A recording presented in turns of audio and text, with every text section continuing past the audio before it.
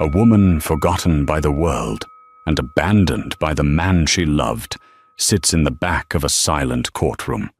For 20 years, she raised their twin children alone, erased from his glittering life of power and luxury. Today she has been summoned to hear the final will of the man who broke her. His young, glamorous mistress sits in the front row, poised to inherit an empire. But a dusty, 20-year-old document is about to be read, and it holds a secret that will turn this temple of justice into a theater of ruin. The mistress thinks she's won, but she's about to learn that the past never truly dies. And today, it has come for everything. The rain fell in relentless, slanting sheets against the window of their small apartment, blurring the vibrant lights of the city into a watercolor mess. Inside, the silence was heavier than the storm. Mariam clutched a small white stick in her trembling hand, the 2 pink lines, a stark, undeniable confirmation. Pregnant. Not just pregnant, but as the doctor had confirmed that morning, with a mixture of shock and awe with twins. For a moment, pure, unadulterated joy washed over her. She and Geoffrey had been married for 2 years, a whirlwind romance that had felt like a fairy tale. He was brilliant, ambitious, and utterly captivating, a man who seemed destined to conquer the world. They were going to have a family. 2 babies. A boy and a girl, she hoped. She waited for him to come home, the plastic stick wrapped in tissue paper inside her pocket, her heart thrumming with a nervous, happy rhythm. When Geoffrey finally walked in, shaking the rain from his expensive trench coat, his face was a mask of cold resolve she had never seen before.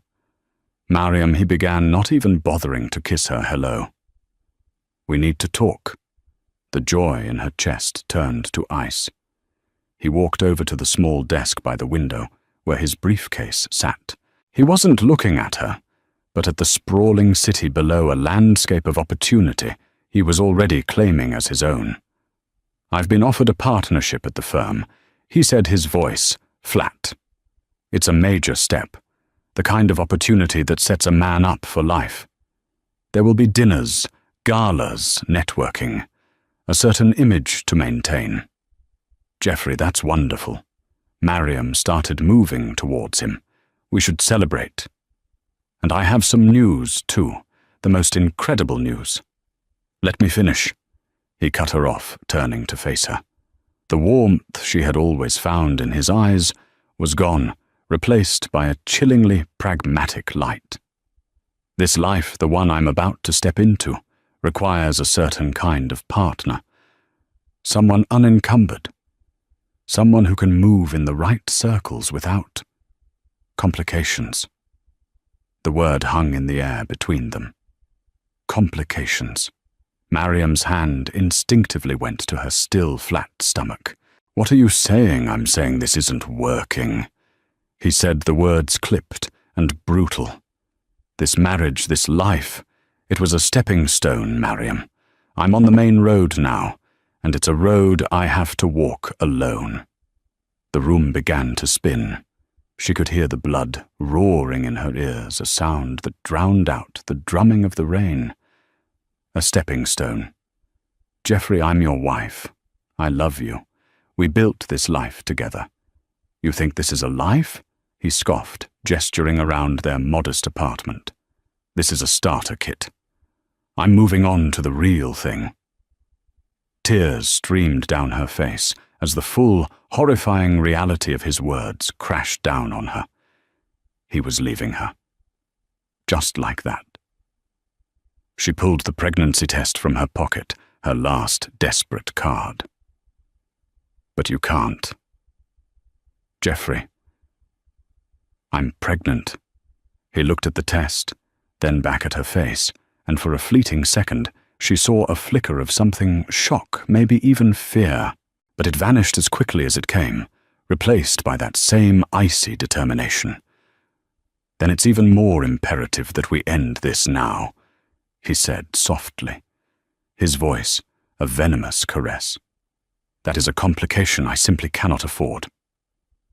He opened his briefcase and pulled out a single folded document and a pen. Divorce papers, already prepared. "I'll be generous," he said, as if discussing a business transaction.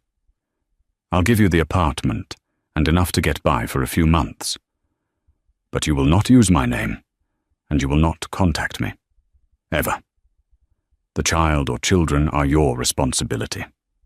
He then pulled out another separate document, a single page of dense legal text. "And this," he said, pushing it across the table. "It's a formality. A quitclaim on any future interest in my business ventures. A clean break. My lawyers drafted it. Sign it and you'll get the settlement." He also handed her a sealed envelope. "This is a personal instrument, a parting gift for your trouble." Numb, broken, and utterly defeated, Mariam looked at the man she thought she knew and saw only a stranger. The love of her life was a monster. Through a blur of tears, she scrawled her name where he pointed. She didn't read the words. What was the point? He was erasing her, and he was holding all the power. He took the signed divorce papers, leaving the other document and the sealed envelope on the table. He didn't look back as he picked up his coat. "Goodbye, Mariam," he said, and walked out the door, leaving her alone with the storm, the silence, and the two tiny heartbeats that were now hers, and hers alone. The fairy tale was over. A long, hard road had just begun. Mariam collapsed onto the floor, her sobs lost in the sound of the rain clutching the sealed envelope that felt more like an insult than a gift. The first few years were a blur of sleepless nights, diaper changes, and a constant gnawing fear. Mariam Hart became Mariam Lutfallah, again shedding the name of the man who had discarded her like a piece of trash. The settlement money he'd provided was a pittance, barely enough to last 6 months, let alone raise 2 children. The apartment he'd generously left her was a rental, and the lease was up in a year. She was utterly alone. Her own parents had passed away years before, and Geoffrey had systematically isolated her from her few remaining friends, deeming them not ambitious enough. Staring at her 2 beautiful babies, Owen and Iris, sleeping soundly in their shared crib, Mariam knew that despair was a luxury she couldn't afford. The fire of a mother's love burned away the last of her tears, and forged something new in their place steel. She moved to a small, affordable town 3 states away, a place where no one knew her story. She took on 2, sometimes 3 menial jobs at a time, waitressing cleaning offices, stocking shelves overnight. Every spare dollar was saved.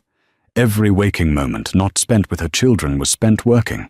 The sealed envelope Geoffrey had given her remained unopened, tucked away in a box of old photographs. She couldn't bear to look at it, viewing it as the final patronizing insult from a man she now despised. When Owen and Iris started school, Mariam used the precious hours of the day to study. She enrolled in online community college courses, first in business management, then in culinary arts, channeling her passion for baking into a tangible skill. The late nights were no longer filled with worry, but with textbooks and flour-dusted hands. She started small, selling cakes and pastries from her tiny kitchen to local cafes. Her reputation grew. People loved her creations, not just for their taste, but for the heart she poured into them. Within 5 years, she had saved enough for a down payment on a small, run-down storefront on Main Street. She named it the Twin Loaf.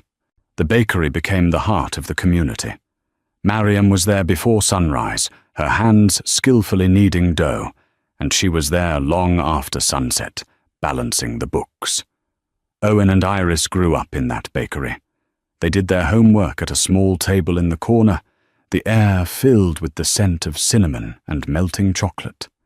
They learned the value of hard work, not from lectures, but from watching their mother build an empire from nothing. 20 years passed. The tiny storefront expanded into the adjacent building.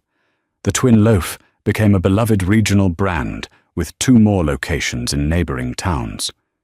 Mariam was no longer the broken woman Geoffrey had left behind. She was a respected business owner, a pillar of her community, and a proud, loving mother. Owen was studying law at the State University, a quiet, intense young man with his mother's sense of justice. Iris was a budding artist, a free spirit with a fierce loyalty to her family, attending a prestigious art school on a scholarship. They knew the truth about their father, not a sugar-coated version, but the raw, painful story of his abandonment. It had not made them bitter, but had instead bound the 3 of them into an unbreakable unit. One crisp autumn afternoon, as Mariam was boxing up a custom wedding cake, a man in a sharp suit walked into the bakery. He looked starkly out of place amongst the cozy decor and sweet aromas. "Are you Miss Mariam Lutfallah?" he asked, his tone formal. "I am," Mariam said, wiping her hands on her apron. The man handed her a crisp, legal-sized envelope. "You've been served," he said, and turned and walked out, without another word. With trembling fingers, Mariam opened the envelope. Her heart hammered against her ribs as she read the legal jargon. It was a summons, a formal notice to attend the probate court reading of the last will and testament of one Geoffrey Hart.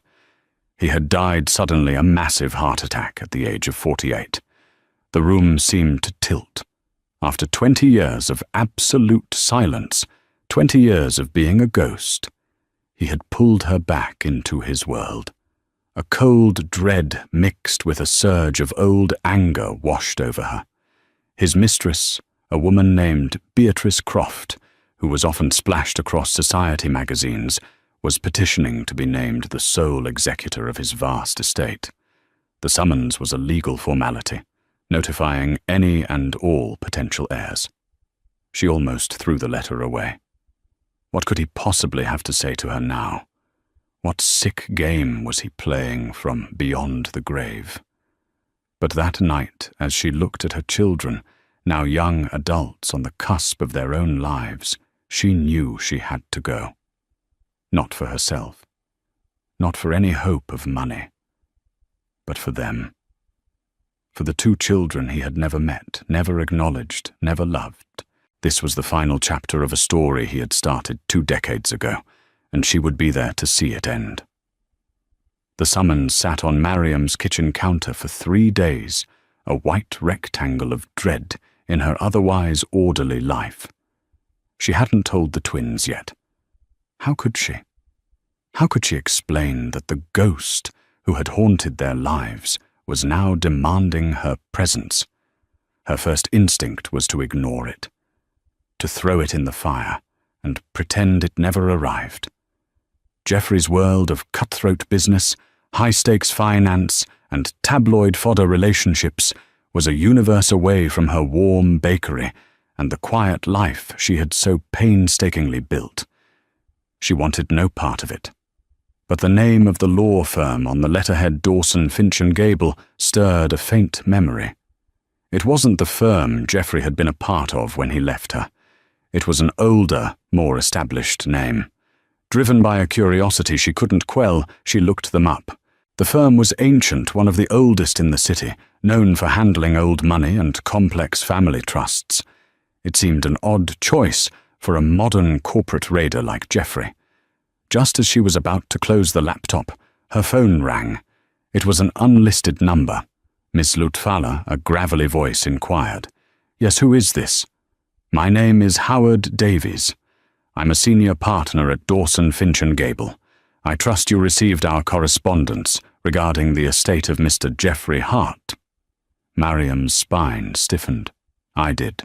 And with all due respect, Mr. Davies, I have no interest in Mr. Hart's estate. His world has nothing to do with mine." There was a pause on the other end of the line. "Miss Lutfallah?" "Mariam. I knew your father. I was a junior associate when he sought counsel from my firm many years ago. He was a brilliant man, an innovator. This was unexpected. Her father, an engineering professor, had passed away a year before she even met Geoffrey. He had been a gentle academic soul who tinkered endlessly in his garage. My father, Mariam, asked, confused.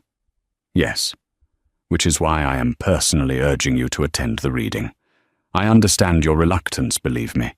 I have followed Mr. Hart's career over the years. But I must impress upon you that your presence is not merely a formality. It is essential. His voice was imbued with a strange urgency.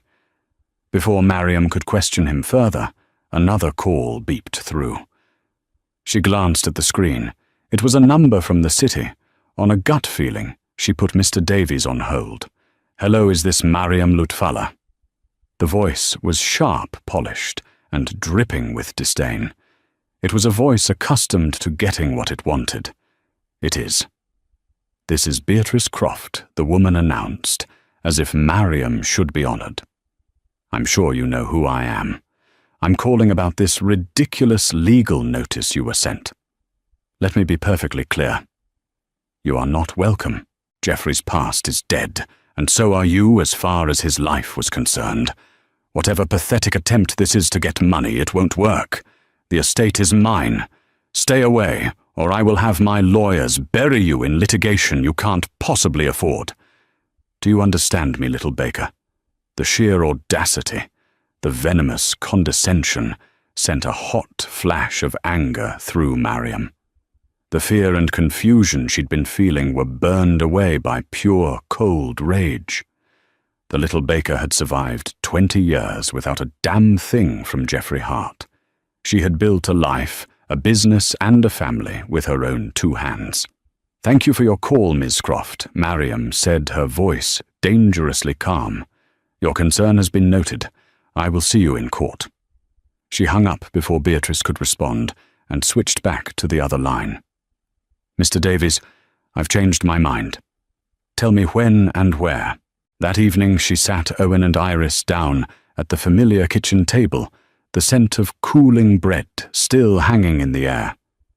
She laid the summons out between them and explained everything, the news of Geoffrey's death. The summons, the strange call from the old lawyer, and the threatening call from his mistress. Owen's face hardened, his jaw set in a protective line that reminded her so much of her own father. "She threatened you, after everything he did." Iris, ever the more emotional of the two, reached across the table and took Mariam's hand. "Mum, you don't have to do this. We don't need anything from him. We have you. That's all that's ever mattered." "I know, sweetie," Mariam said, squeezing her hand. "And I'm not going for money. I'm going because for 20 years he pretended you didn't exist. He tried to erase us. And that woman, his partner, thinks she has the right to threaten me, to call me a nobody. She looked at her 2 incredible children, the living, breathing proof of a love Geoffrey had tried to discard. He doesn't get the final word. We do. We are going to walk into that courtroom, and we are going to show them what he threw away. We will do it with dignity and strength. We will do it for us." A silent understanding passed between them. This wasn't about an inheritance. It was about closing a painful chapter on their own terms. It was about standing up together as a family. Mariam went to her bedroom and pulled out an old, dusty box from the back of her closet. Inside, beneath faded photos of her parents, was the sealed envelope Geoffrey had given her all those years ago. For the first time, she felt no pain looking at it, only a cold resolve. She took the envelope and the other legal document he'd left her and placed them in her handbag. Whatever they were part of the story. And she was finally ready to hear the end of it. The drive to the city was a journey back in time. As the familiar skyline rose to meet them, a knot of anxiety tightened in Mariam's stomach. This was Geoffrey's city, a concrete and glass monument to the ambition that had consumed him. Every towering building seemed to sneer down at them, a reminder of the world she had been exiled from. Owen drove his hand steady on the wheel, his expression unreadable. Iris sat in the back, sketching furiously in her notepad, channeling her nervous energy onto the page. Mariam looked at her children, now 20 years old. They were adults, strong and compassionate, the two best parts of her life. They were her victory. Whatever happened today, she had already won. They had booked a room in a modest hotel, a stark contrast to the five-star opulence Geoffrey had undoubtedly favoured. Mariam had insisted on paying for everything herself. She would not accept a single thing from his estate, not even a court-mandated travel stipend. She chose her outfit with care, a simple, well-tailored navy blue dress, elegant but understated. It was the uniform of a woman who was confident, successful, and owed nothing to anyone.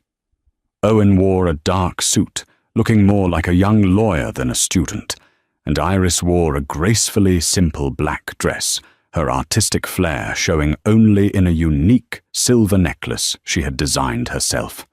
They were the Lutfalas, a united front. The probate court was housed in a formidable old building of granite and marble. Its grand echoing halls were designed to intimidate, to make the individual feel small and insignificant. As they walked towards the designated courtroom, they felt the shift in atmosphere. The air grew thick with the scent of expensive perfume, leather, and entitlement. Whispers followed them down the corridor. "Who are they? I didn't know Geoffrey had other relatives." And then they saw her. Beatrice Croft stood at the centre of a small, sycophantic crowd, holding court like a queen. She was exactly as she appeared in the magazines, tall, impossibly thin, draped in designer clothes, and dripping with diamonds that flashed cruelly under the courthouse lights. Her face, a masterpiece of cosmetic subtlety, registered a flash of surprise, then hardened into a mask of pure contempt as she saw Mariam and the twins. She deliberately turned her back on them, a clear and public dismissal. The message was obvious. You do not belong here. Mariam felt a tremor of her old insecurity, the feeling of being the girl from the wrong side of the tracks. But then she felt Owen's hand on her arm, a steady grounding pressure. She looked up and met his gaze, and saw her own strength reflected back at her. They took their seats at the back of the courtroom, a small island in a sea of pinstripes and silk. The room was packed. On one side sat Geoffrey's corporate cronies, men with predatory smiles and cold eyes. On the other sat Beatrice's friends, society women, who looked at Mariam and her children as if they were an unpleasant smell. At the front, Beatrice sat next to a sleek, expensive-looking lawyer. She leaned over and whispered something to him, and he glanced back at Mariam's family, a smirk playing on his lips. An elderly man with kind eyes and a slightly stooped posture approached them. "Mrs. Lutfalla?" he asked softly. It was Howard Davies. "Yes," Mariam replied, shaking his offered hand. "I'm so glad you came," he said, his gaze flicking briefly to Owen and Iris with an expression of deep sympathy. "Please don't let this atmosphere intimidate you. Just listen. That's all you need to do." He gave her a small, reassuring nod before retreating to a seat on the other side of the aisle. The door to the judge's chambers opened, and a bailiff called out, "All rise." An imposing judge with a mane of white hair entered and took his seat, the Honourable Judge Albright presiding. "Be seated." The room fell silent. Judge Albright looked over the documents before him, his expression stern. "We are here for the reading of the last will and testament of Geoffrey Hart. I am aware this is a high-profile estate, and emotions may run high. I will tolerate no outbursts. Is that understood?" A murmur of assent went through the room. Beatrice sat a little straighter, a smug, proprietary smile on her face. This was her coronation. Mariam took a deep breath, her heart pounding a steady, defiant rhythm. She was ready. The ghosts of the past were all gathered in this room, and it was time to face them. Judge Albright adjusted his spectacles and picked up the thick, professionally bound document that represented the sum of Jeffrey Hart's life. The air in the courtroom was electric with anticipation. For the corporate sharks, it was about the fate of a multi-billion-dollar empire. For Beatrice Croft, it was about the validation of her entire existence. For Mariam, it was about an ending. This document, the judge began, his voice booming in the silent room, is the last will and testament of Jeffrey Hart, dated March 12th of this year. It has been verified and is legally binding. Beatrice preened. The date was recent, well into her reign as Jeffrey's partner. She shot a triumphant glance over her shoulder towards the back of the room, a silent, final sneer at Mariam. The judge started with the usual bequests: a sizable donation to his alma mater, several $1 million to a prominent arts foundation, whose board members seated in the front row nodded in grim satisfaction. There were smaller, yet still substantial cash gifts to his executive board and personal staff.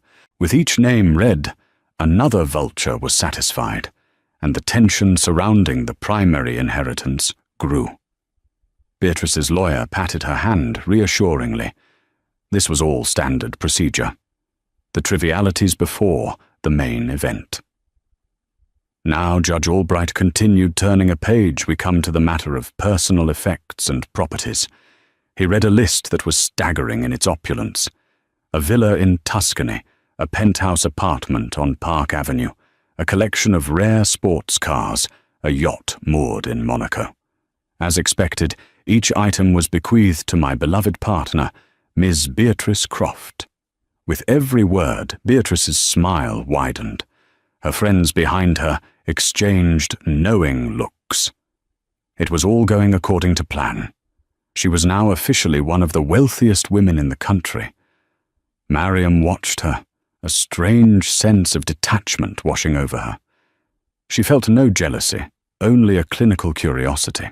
This woman had built her life on the foundations of Mariam's pain, and she was so blissfully, arrogantly unaware of the cracks beneath her feet.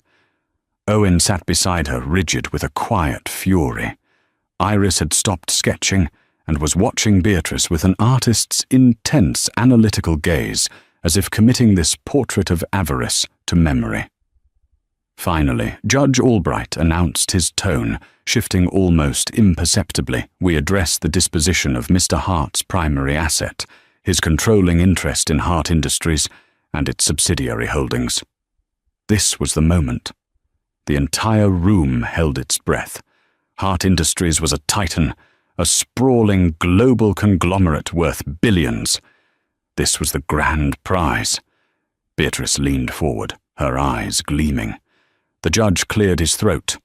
The will states, to my partner Beatrice Croft, I leave my remaining 10% ownership stake in Hart Industries, along with all associated dividends and voting rights. A collective gasp swept through the courtroom. 10%, Beatrice's face fell. The triumphant smile vanished, replaced by a mask of stunned disbelief. She turned to her lawyer, her eyes wide with panic. 10%! That's impossible, it's a mistake, she hissed, her voice, a piercing whisper that carried through the silent room. Her lawyer looked just as baffled. It must be a clerical error, he whispered back, frantically flipping through his own copy of the documents. Judge Albright looked up, his gaze stern. Ms. Croft, I warned you about outbursts. He then looked back down at the will. There is no error. The will is quite specific. 10%. He paused, letting the weight of the words sink in. Which brings us to the remainder of the estate. The judge set aside the main will and picked up a different file. It was older, its edges slightly yellowed. The disposition of the other 90% of Hart Industries is not governed by this will. Instead, it is subject to a pre-existing, irrevocable legal instrument, a private trust and ownership agreement that predates the founding of the company itself.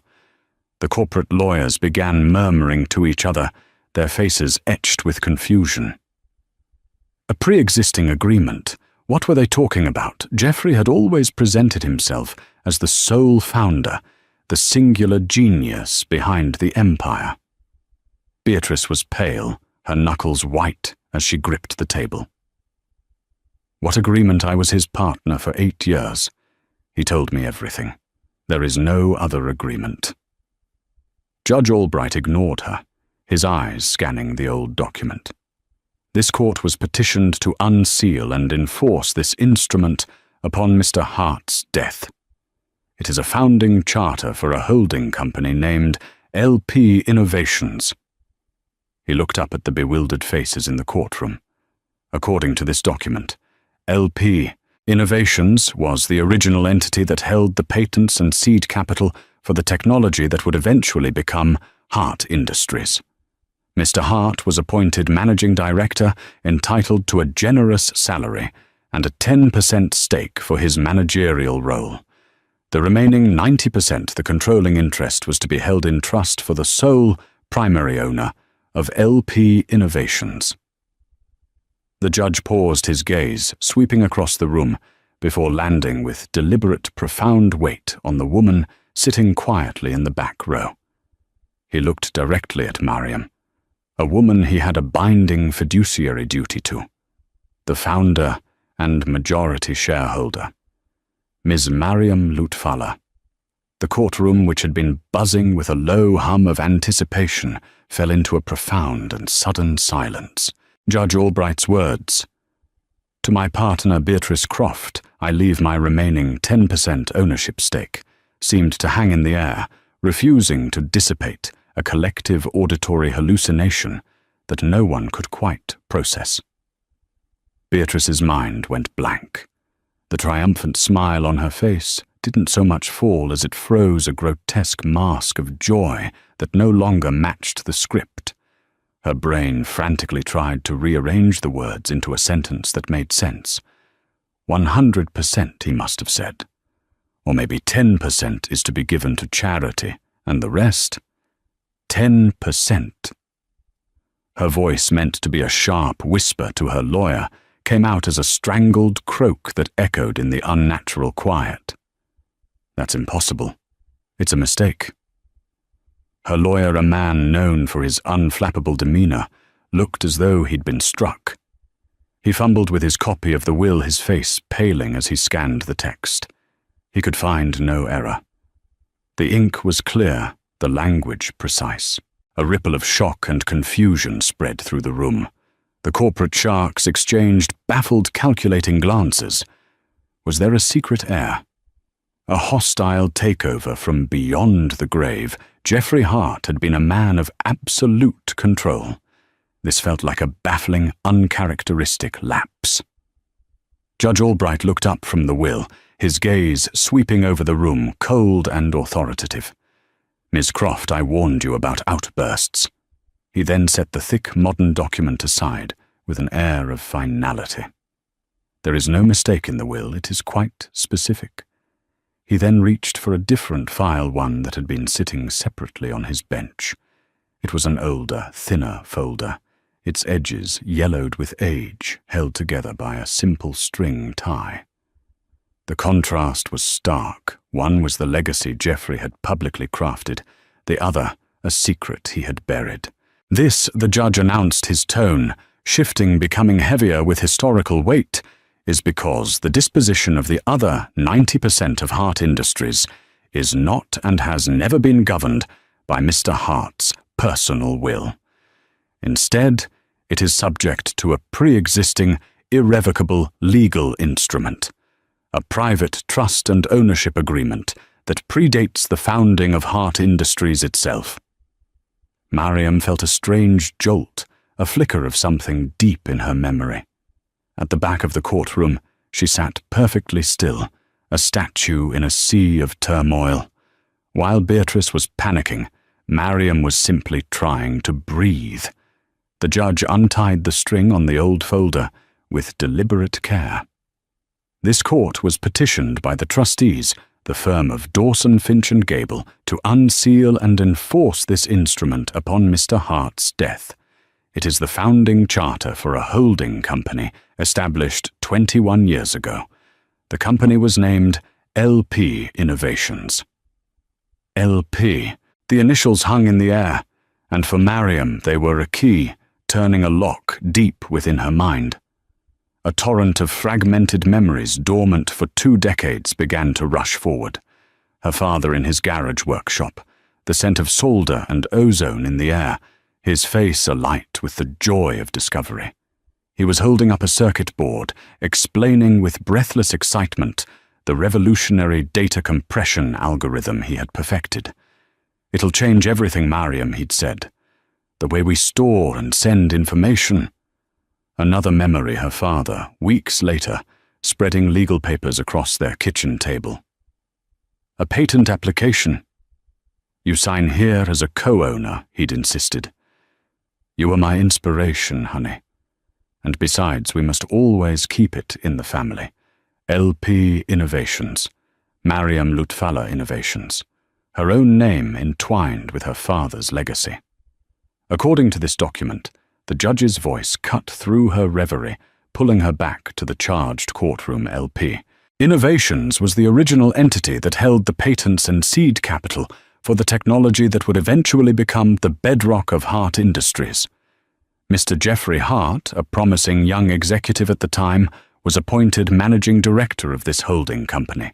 Beatrice was on her feet now, her lawyer's restraining hand brushed aside. What agreement? "What are you talking about? Jeffrey was the founder. It was his genius. His vision." Judge Albright didn't even look at her. He continued as if she hadn't spoken. Mr. Hart was empowered to leverage this intellectual property to found a new corporation. In exchange for his managerial expertise and lifelong stewardship, he was granted a generous salary and a 10% stake in the venture. The remaining 90%, the controlling interest of everything that followed, was to be held in trust for the sole primary owner of LP Innovations. The room was utterly silent now, every person leaning forward caught in the inexorable pull of the judge's narrative. This wasn't just a will reading. It was an exhumation. Mariam's heart was hammering against her ribs, a frantic, wild drumbeat.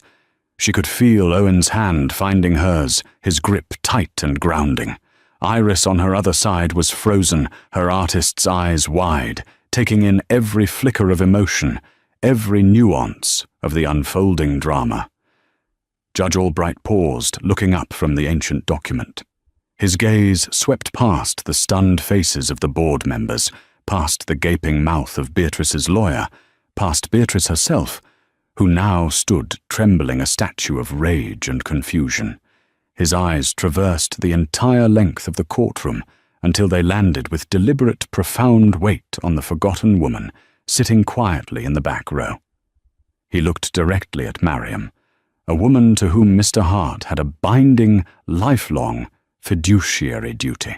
The founder beneficiary and 90% majority shareholder, Miss Mariam Lutfallah.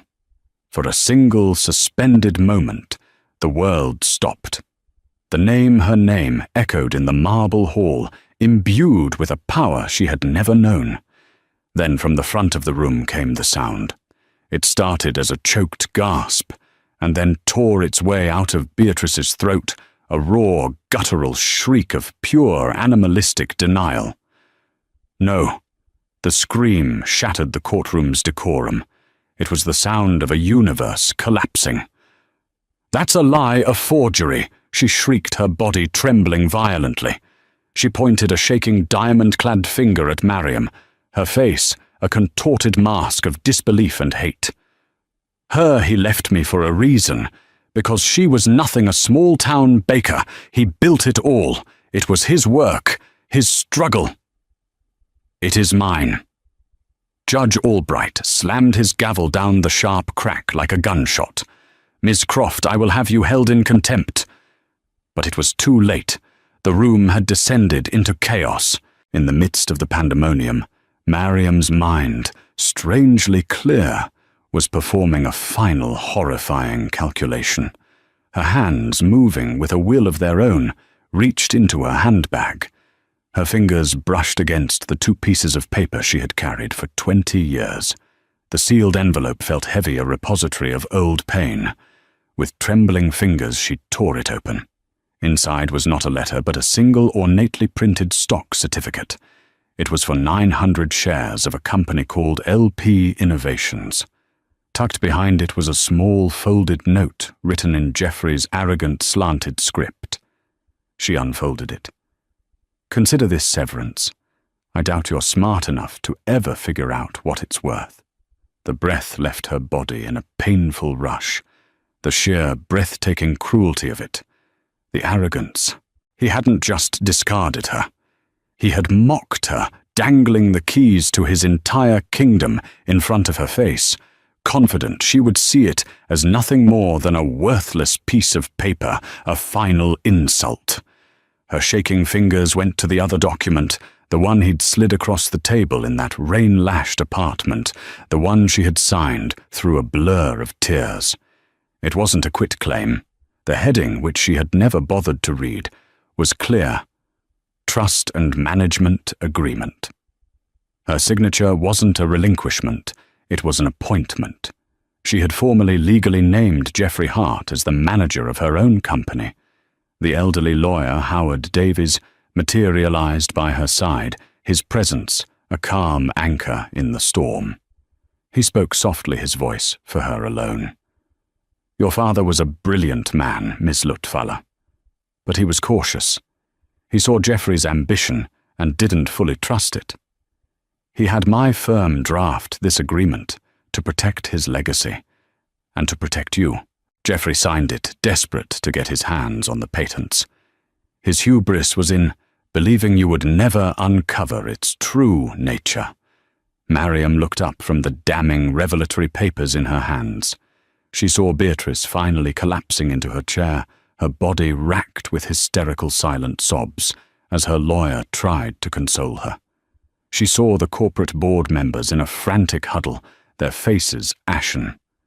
She saw the empire Geoffrey had built, not as his monument, but as a house he had constructed in her front yard, all while telling her she was homeless. Geoffrey hadn't left her a fortune. He had left her a reckoning, and it was now and had always been hers to command. The moment Judge Albright's gavel fell, for the final time the courtroom's dam of forced civility broke. A tsunami of noise crashed over them, as reporters who had been lurking in the gallery surged forward. Flashbulbs strobed like lightning, turning the scene into a series of stark, bleached-out photographs. Shouted questions became an incoherent roar. Mariam instinctively moved to shield Owen and Iris, her arms forming a protective barrier as Mr. Davies guided them through the scrum toward a private exit. They caught a final searing image of Beatrice Croft, slumped in her chair, a hollowed-out porcelain doll, abandoned in the wreckage of her own life. The storm followed them. News vans camped outside their hotel, their satellite dishes aimed like weapons. Mariam's face, a name nobody knew that morning, was now splashed across every news channel and website. The headlines were a frenzy of hyperbole. The Baker billionaire. Hart's hidden heir mistress gets her just desserts. Back in the quiet anonymity of their hotel room, the sheer unreality of the day descended. For a long moment, the three of them just stood there, the city's muffled roar, a distant soundtrack to their silent shock. Iris was the first to move, sinking onto the edge of a bed and letting out a long, shuddering breath. Owen stood by the window, his back to the room, his shoulders rigid as he stared down at the sprawling city that was now impossibly theirs. Mariam looked at her children, the two anchors of her life. "Are you two okay?" she asked, her voice softer than she intended. Owen turned his eyes, burning with a fierce, protective light. "Are we okay, Mum? Are you, for 20 years, you carried this? You built everything for us from nothing while he was playing king on a stolen throne." The anger in his voice was not for the lost years of luxury, but for the years of struggle his mother had endured alone. Iris pulled out her sketchbook, her hands moving with a frantic energy. "I keep seeing it," she murmured, not looking up. "That woman's face when the judge said your name. It wasn't just shock, it was evaporation. Like she realized she was a ghost all along. She looked up at Mariam, her eyes wide with a dawning awe. He never beat you, Mum. Even when we had nothing, he never truly beat you." In that small generic hotel room, surrounded by the family she had forged in the fires of abandonment, Mariam felt the last tremors of shock give way to a profound, unshakable calm. This wasn't a lottery she had won. It was a reckoning. It was the universe finally balancing its books. She walked over to Owen and placed a hand on his arm. "He didn't beat us because our foundation was real," she said, her voice imbued with a new, quiet authority. "It was built on love and hard work. His was built on a lie, and lies, no matter how grand, eventually collapse." That night she didn't sleep. She sat with the lights off, watching the city glitter, not with avarice, but with a sense of immense, sobering responsibility. This empire built on her father's genius and stained by Geoffrey's greed was now her burden and her opportunity. She wasn't thinking about the money. She was thinking about the thousands of employees, the company's impact on the world, and the name her father had left in her care. Her first call the next morning was to Howard Davies. Her instructions were clear and precise. She wasn't an avenging angel, but a business owner. She called an emergency board meeting for the following week. Walking into the Hart Industries boardroom was like stepping into the heart of Geoffrey's ambition. The long, imposing table was carved from a single piece of mahogany. The chairs were black leather thrones. Floor-to-ceiling windows displayed a panoramic view of the city, a conquered territory, laid at the feet of its master. The air was thick with the scent of power, masculine and suffocating. The remaining board members, men with cold eyes and predatory smiles, were already seated. They watched her walk in their expressions, a calculated blend of apprehension and condescension. They were sizing her up, expecting a grieving widow or a startled baker they could easily manipulate. They did not expect Mariam Lutfalla. She entered flanked by Owen and Mr. Davies, and their presence alone shifted the room's dynamics. She didn't take the seat at the head of the table, Geoffrey's seat. She chose a chair at the side, a deliberate move that declared the old hierarchy was dead. "Good morning, gentlemen," she began, her voice resonating with a clarity that commanded attention. The nervous tremor she'd feared was absent, replaced by the steady tone of a woman who had faced far worse than a room full of arrogant men. "I imagine you have many questions. Let me be direct. For the last 20 years, I have been building a business from the ground up. I know what it means to meet a payroll, to manage inventory, to satisfy customers, and to create something of value with my own 2 hands.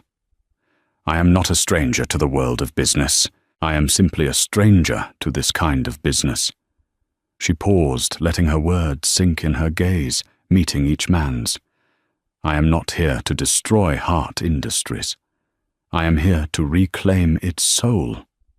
A palpable tension filled the room. This was not the speech they had anticipated. There will be a full transparent audit of all company finances, effective immediately. The aggressive slash and burn practices that this company has become known for will end. Our focus will no longer be solely on the next quarter's profits, but on long-term sustainable growth, on employee welfare, on ethical innovation. We will become a company that builds, not just acquires, that creates, not just consumes. She stood, her small frame commanding the space. You have a choice, she concluded, her voice leaving no room for negotiation. You can embrace this new direction and help me build a company our children would be proud of. Or you can tender your resignation this afternoon. There is no third option. The silence that followed was absolute. It was the sound of Geoffrey Hart's entire philosophy being dismantled in less than 5 minutes. In the weeks that followed, the karma of Geoffrey's life continued its relentless course. As Mariam worked with Mr. Davies to clean the house he'd left behind, the true state of Beatrice Croft's inheritance became painfully public. Geoffrey's personal debts were staggering. His 10% stake was devoured by creditors before she saw a dime. A tabloid photo captured her moving out of the Park Avenue penthouse, the doormen who once bowed to her, now impassively carrying boxes to a simple moving van. Her society friends, who had flocked to her light when it was bright, scattered like insects, whispering that they'd always known there was something fragile about her position. She had been a queen in a rented kingdom, and her lease was up. Months later, Mariam was working in her new office. She had refused Geoffrey's opulent suite, choosing a smaller, brighter space. On the wall hung one of Iris's abstract paintings, a swirl of defiant colour. On her desk sat a photo of the twins laughing outside the Twin Loaf. It was a room that belonged to her. Her assistant buzzed. "Miss Lutfalla, there's a Miss Croft here to see you. She doesn't have an appointment." "Send her in." Mariam said, her heart steady. Beatrice was a spectre of her former self. The designer clothes were gone, replaced by a simple, ill-fitting dress. Her face was pale and drawn, the arrogant fire in her eyes extinguished, leaving behind only the hollowed-out shell of her pride. I just wanted to see you," Beatrice stammered, her voice thin. She looked around the modest office, as if searching for an answer. "To understand. Why are you doing all this? You could have just taken the money and lived on an island for the rest of your life. Why are you here in this office running all of this?" Mariam leaned back in her chair, regarding the woman who had once held her in such contempt. She felt no triumph, no desire to gloat. She only felt a vast, weary pity. "Because it was never about the money," Beatrice Mariam said softly. 20 years ago, the man you loved tried to erase me. He took my father's work, his legacy, and twisted it into this monument to his own ego, all while pretending my children and I didn't exist. He thought I was nothing. You thought I was nothing." Mariam rose and walked to the window, looking down not at a conquered territory, but at a city full of lives her company now touched. This, she said, her gesture encompassing everything, is not about revenge. Revenge is a fire that burns out, leaving only ash. This is about legacy. I am building something that will last, something that my children, Owen and Iris, can be proud to inherit one day. Something built on integrity, not on lies. Beatrice stared, the simple, devastating truth of Mariam's words finally landing. She had built her life on a man's affection, which had proven as worthless as his promises. Mariam had built her life on herself. There was nothing more to say. Beatrice turned and walked out of the office, not just defeated, but irrelevant. Mariam didn't watch her go. Her gaze was already on the future. On her desk were the preliminary charters for a charitable foundation in her father's name, which Owen was helping her draft. Next to them were Iris's first sketches for a new company logo, a stylized image of 2 intertwined saplings growing into a strong tree. She was not just cleaning a house, she was planting a garden in its place.